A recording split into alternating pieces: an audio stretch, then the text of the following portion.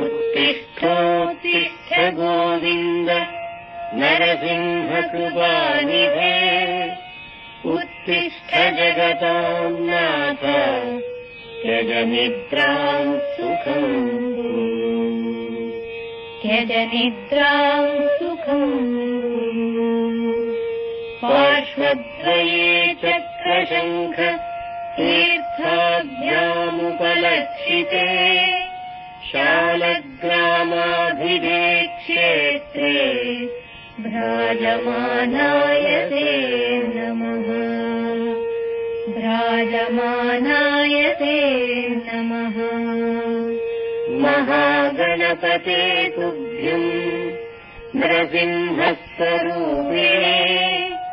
नमो भक्तार्तिशमन त्रैलोक्यम् मङ्गलम् त्रैलोक्यम् मङ्गलम् कुरु रात्रिर्गता पवितृसूतकराभिवृष्टा पूर्वाङ्गनारुणकरैरभिरञ्जिताद्य प्रासादनीडविहगाः सहसा प्रबुद्धाः कूटस्थकूटजगतः कुरु सुप्रभातम् कुरु सुप्रभातम् कूजन्ति कोकिलगणा मधुरम् प्रभाते गायन्ति मञ्जुमधुकाः कुसुमेषु तृप्ताः अम्भोरुहाणि विकसन्ति हि सूर्यसङ्गात् श्रीनारसिंह जगतः कुरु सुप्रभातम् कुरु सुप्रभातम् प्राच्यामुदेति सविता किरणैः प्रकामम् प्रोल्लासयन्दिकच पद्मकुलानि नित्यम् प्रोत्साहयन् धरणि देवकुलम् नितान्तम् योगीन्द्रसिंह जगतः कुरु सुप्रभातम् कुरु सुप्रभातम्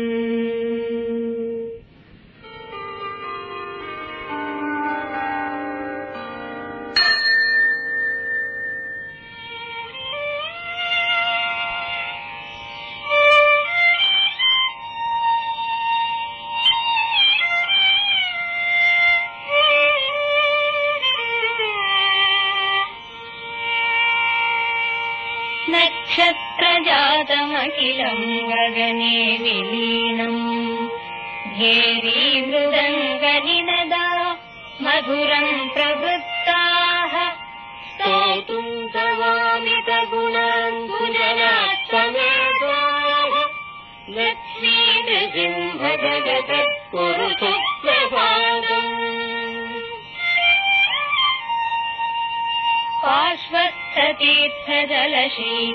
पार्श्वस्थतीर्थजलशीकरवाहिवातः सेवापरः कुसुमगन्धविमिश्रितोऽसौ पाचित्र्यम् सुजनदुःखनिवारणार्थम् कूटस्थकूटजगतः कुरु सुप्रभातम् योगीन्द्रसिंह करुणाकर विश्वमूर्ते गोविन्द केशव विभो विबुधाधितेन्द्र लक्ष्मीश विग्रहर माधव वासुदेव श्रीनारसिंह जगतः कुरु सुप्रभातम् प्रह्लाद दुःख विजिगीषुरनाथ नाथ सम्भम् विभिद्य निरगा विनिहत्य शत्रुम् प्रादश्रयुः परहिताचरणैकनिष्ठा योगीन्द्रसिंह जगतः कुरु सुप्रभातम् देवस्य यस्य मुखपद्ममभूर्गजेन्द्र सिंहेन्द्रयोः सदृशमुत्कज पद्मकान्ति कण्ठादधो मनुजदेह समानरूपम् लक्ष्मी नृसिंह जगतः कुरु सुप्रभातम् कूटस्थ भूमि विबुधान् तापसी प्रवृत्तान् सन्दृश्य कूटमहिमानमचिन्त्य वीर्यम् देवर्षि नारद मुनिस्तपति स्थितो भूत् कूटस्थ कूट जगतः कुरु सुप्रभातम्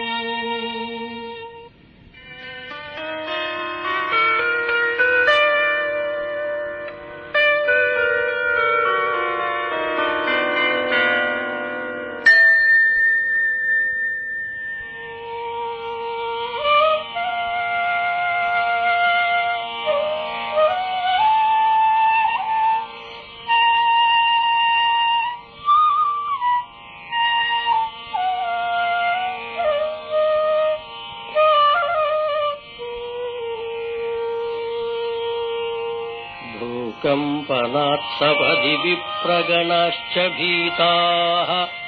भूकम्पनात् सपदि विप्रगणाश्च भीताः संश्रुत्य वाचमशरीरविनिर्गतान्ते संश्रुत्य वाचमशरीरविनिर्गतान्ते देवर्षि नारद मुनिं शरणं प्रयाताः श्रीनारसिंह जगतः कुरु सुप्रभातम् संस्थाप्य देवममरार्चितपादपद्मम् संस्थाप्य देवममरार्चितपादपद्मम् बोधिद्रुमस्थनृहरिम् बहुधाभिपूज्य बोधिद्रुमस्थनहरिम् बहुधाभिपूज्य आचन्द्रतारवसतिम् समुनिर्ययाचे योगीन्द्रसिंह जगतः कुरु सुप्रभातम् ओमित्युवाच नृहरिः परिरक्षणार्थम् ओमित्युवाच नृहरिः परिरक्षणार्थम् दृष्टाम्बरे द्विजवरैः शुभपुष्पवृष्टिः दृष्टाम्बरे द्विजवरैः शुभपुष्पवृष्टिः देवैः कृता गगनदुन्दुभिमञ्जुनादाः लक्ष्मीनृसिंह जगतः कुरु सुप्रभातम् कृष्णोपले प्रकटतामभजद्य इत्थम् कृष्णोपले प्रकटतामभजद्य इत्थम् भक्तेष्टमोक्षवरदम् प्रथितप्रभावम् भक्तेष्टमोक्षवरदम् प्रथितप्रभावम् लोका वदन्ति खलु तम् नरसिंहरूपम् कूटस्थ कूट जगतः कुरु सुप्रभातम् चक्रे वगाहनकृतामरिरोगनाशम् चक्रे वगाहनकृतामरिरोगनाशम् शङ्खे वगाहनकृतामपि पापनाशम् शङ्खे वगाहनकृतामपि पापनाशम् त्वत्पूजनेऽखिलफलम् भगवन् यतार्षीः श्रीनारसिंह जगतः कुरु सुप्रभातम् ब्रह्मेश वन्द्यनृहरौ श्रुतिगेयकीर्तौ ब्रह्मेश वन्द्यनृहरौ श्रुतिगेयकीर्तौ बाहुद्वये प्रविलसद्वरचक्रशङ्खे बाहुद्वये प्रविलसद्वरचक्रशङ्खे अन्तर्गतो वसति कुञ्जरवक्त्रदेवः योगीन्द्रसिंह जगतः कुरु सुप्रभातम्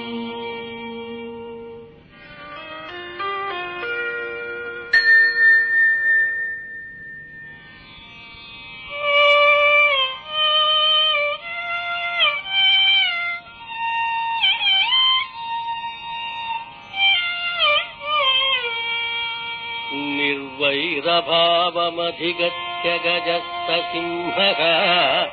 यत्रास्ति तत्र विबुधाधिपगच्छ शीघ्रम् स्वप्नान्यवेदिगणवेन स भट्ट इत्थम्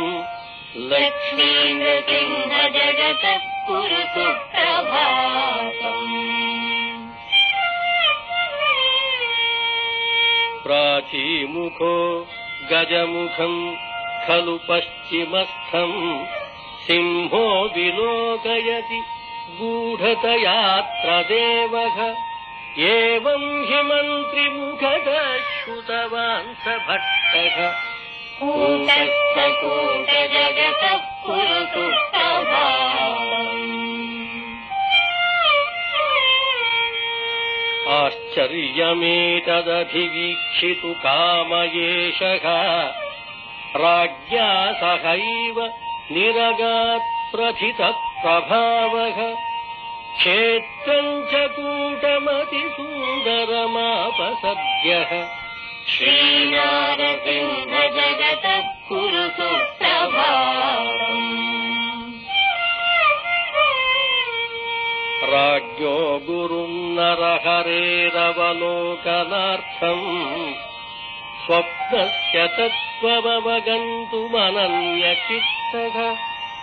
दध्यौ सपूर्णकलशार्घ्यसमेतपाणिः योगीन्द्रसिंह जगतः कुरु सुप्रभातम्। ब्रह्मेश विष्णुवपुषे मखसे परस्मै सिंहेन्द्रनागवदनाय नमो नमस्ते कण्ठाददो मनुजविग्रह देवदेव लक्ष्मीनृसिंह जगतः कुरु सुप्रभातम्। एवम् स्तुतिम् सपदि कुर्वति भट्टवर्ये कूटस्थलोक भयकारी भयापहारि स्पष्टम् वचो गगनतो निरगास्तदानीम् श्रीनारसिंह जगतः कुरु सुप्रभातम्।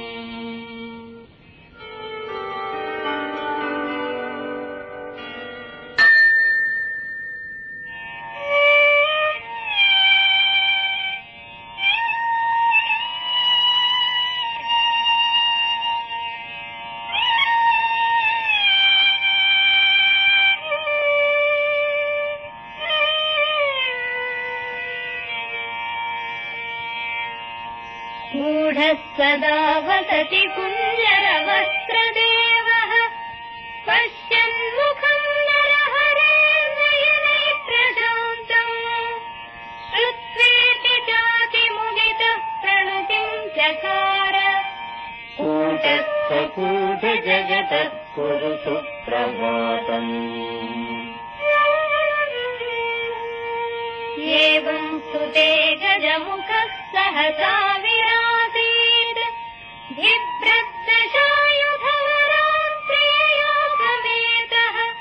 कण्ठादधः प्रविलसन्नरदेह एषः योगीन्द्रसिंह जगतः कुरु सुप्रभातम्। स्वप्ने मया गजमुखः खलु दृष्ट एषः स्मृत्वेति पूजयति देवमिमम् सहर्षम् तम् प्रार्थयत्यनुदिनम् वसचात्र देव लक्ष्मीनृसिंह जगतः कुरु सुप्रभातम्। भक्तार्थनाम् कलयितुम् निजगाद विघ्नो विघ्नाद्रिभेदनवरम् गणयागमत्र पासिष्ठतन्त्रविहितम् कुरु सद्य इत्थम् श्रीनारसिंह जगतः कुरु सुप्रभातम्। राजा परम् निजगुरुम् निजगादतूर्णम् भट्टार्यया जय गुरो गणयागमत्र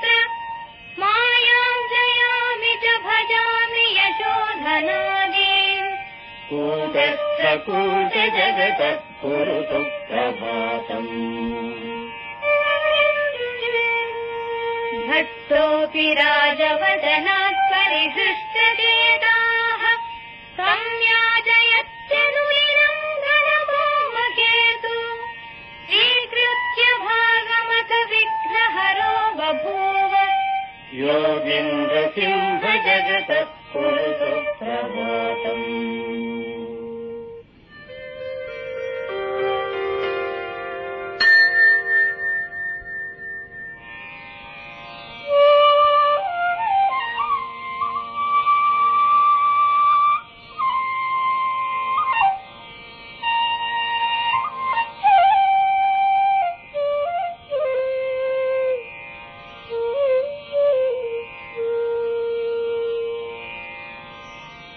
देवस्य जातु नयनाग्निहताम् स्वभूमिम्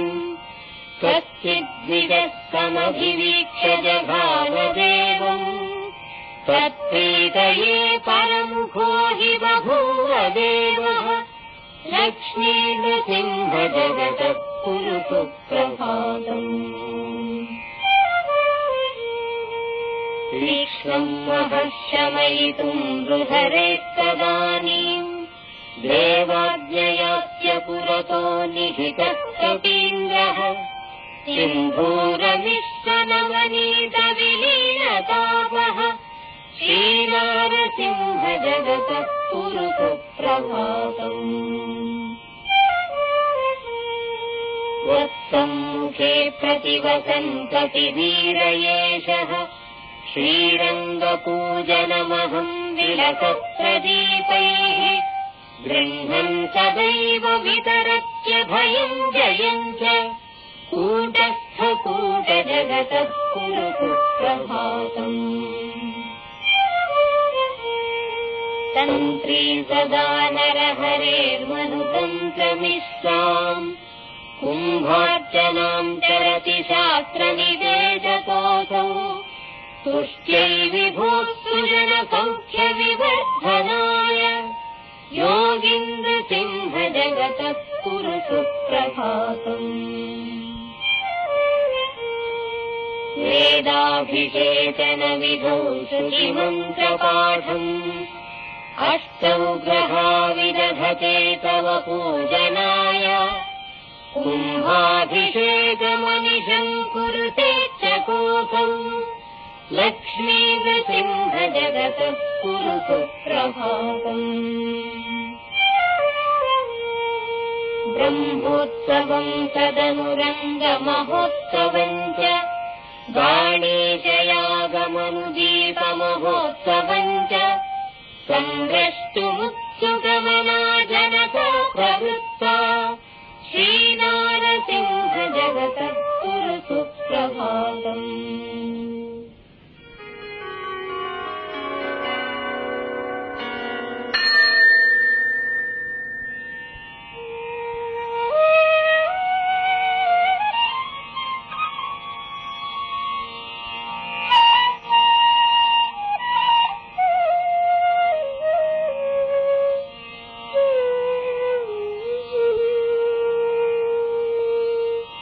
भक्ताः सदा विविधपूजनदर्शनार्थम्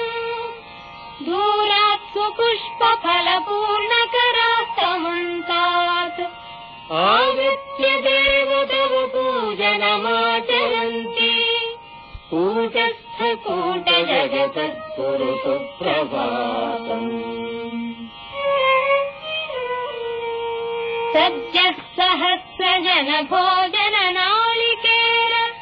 सेकालवग्रहहतिर्भवतीति सिद्धम् देवस्य भक्तहितचिन्तनमत्युदारम् योगीन्द्रसिंह जगतः कुरु सुप्रभातम् पापाद्रिभेदनविधौ सदृशोऽस्ति कोऽन्यः दिव्यम् पदम् दिशति कः सुरवन्द्यपादः एवम् विचिन्त्य जनता शरणम् प्रपन्ना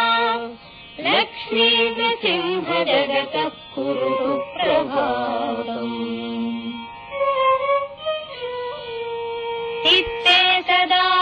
पातु मे तव पादपद्मम् ब्रह्मादिदेवमुकुटद्युतिरञ्जितश्री पापान्धकारदलनम् स्थिरसौख्यदायी श्रीनारसिंह जगतः कुरु सुप्रभातम्। चापङ्गते सवितरि त्वयि भक्तिनम्राः प्रातः समर्चनविधिम् विनिवर्तयन्ति निष्ठाधनम् ददति विप्रकुलाय नित्यम् योगीन्द्रसिंह जगतः कुरु सुप्रभातम्। कूटस्थकूटजन सद्गुरु नारसिंह शैलेय मन्दिरवरे स्थित नारसिंह पाषाणकेतुवरमण्डित नारसिंह कूटस्थकूट जगतः कुरु सुप्रभातम्।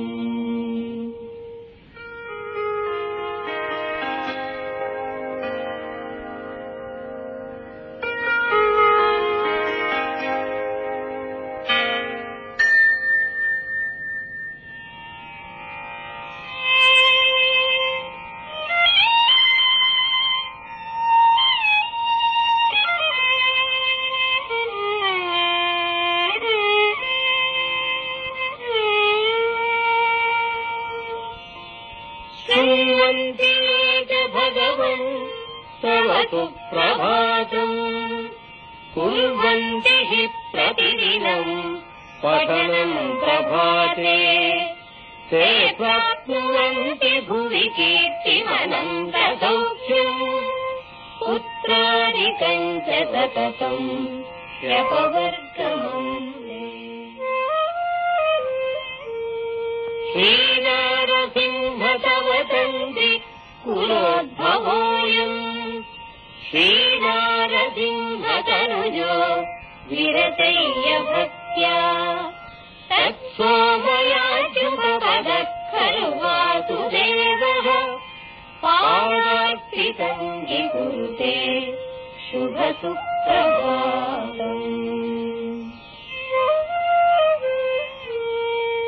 मङ्गलम् नरसिंहाय